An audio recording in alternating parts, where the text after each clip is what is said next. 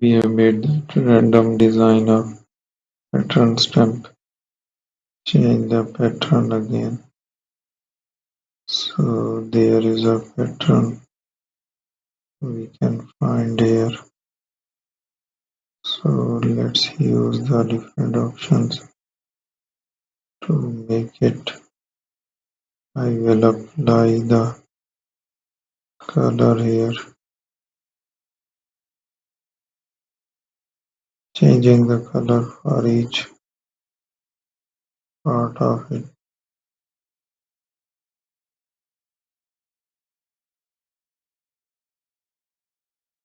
So there is a new shape.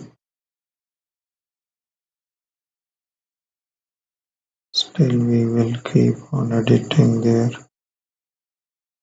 Use a shape